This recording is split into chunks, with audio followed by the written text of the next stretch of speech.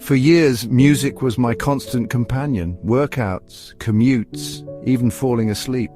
Until one day I stumbled on a lecture that hit me like a thunderbolt. Music is haram in Islam. My first reaction? Total denial. No way everyone listens to music. But the doubt crept in. So I did what any truth seeker would do.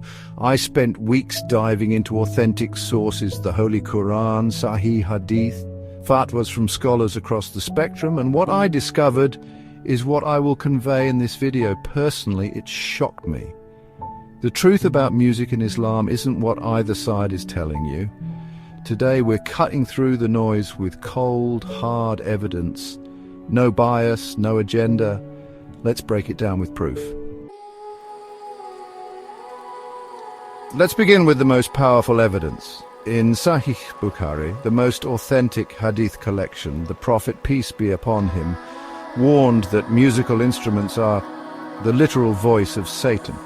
Not metaphorically, not partially. A direct, unambiguous warning. This is why giants of Islamic scholarship like Ibn Taymiyyah and Imam al-Albani ruled all music forbidden. Their reasoning? 3 devastating effects. First, it's a worship killer. That time spent on playlists, that could be dhikr, Quran, salah.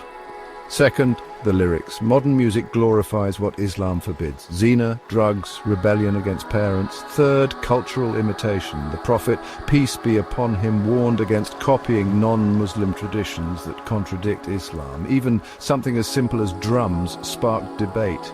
Most scholars only permitted the diaf, this specific frame drum, and only during Eid or weddings. Why such strictness? Because the stakes are eternal. As Ibn al-Qayyim said, where music enters, the heart forgets to fear Allah. But just when I thought the case was closed, I discovered respected scholars who reached a very different conclusion. First, the striking absence.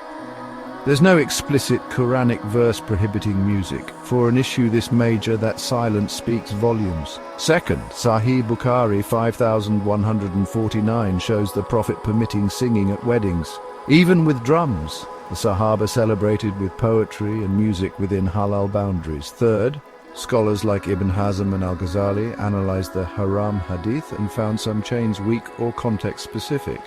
They argued, if music was inherently evil, why permit it at weddings? The key distinction, content and context. These scholars permit music that has no vulgar or shirk lyrics, doesn't waste excessive time, serves a positive purpose, like Islamic reminders. Halal, Islamic nasheeds, nature sounds, workout motivation. Haram, songs promoting zina, drugs or kufr. Even today, giants like Qaradawi rule. Instruments aren't inherently haram, it's about what they're used for. The Maliki school historically allowed music unless it led to sin. Key point. They allow clean music, no vulgar lyrics, no excessive time wasting. After months of research, here's the reality check you've been waiting for. The majority consensus: instruments are generally prohibited. Voice-only nasheeds are widely accepted. The daf drum is permitted for celebrations.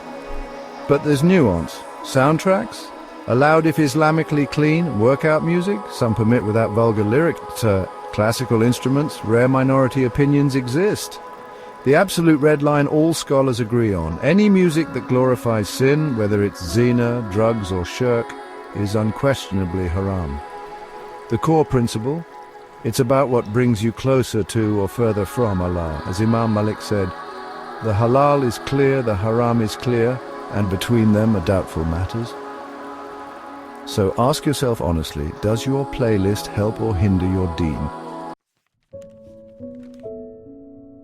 After years of listening to music daily through workouts, drives, even while studying, I had to ask myself, was this helping or hurting my deen? Here's where I landed.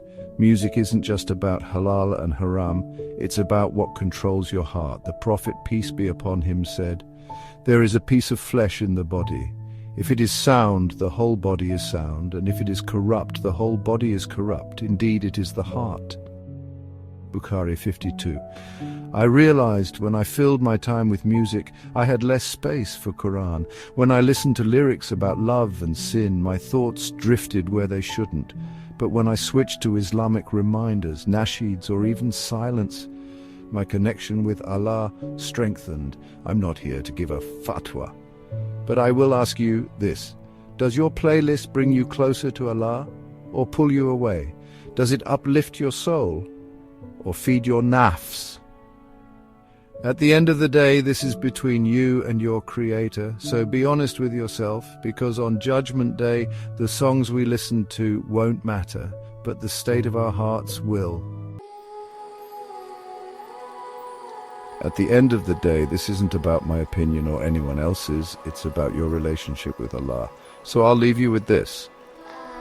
If you're unsure, make istikhara. If you feel convicted, take the first step. And if you're still searching, keep learning, because Allah rewards sincere seekers. Now I want to hear from you. After watching this, do you think music is haram? Or is there room for nuance?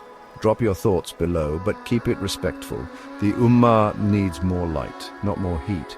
If this video added value to you, hit like.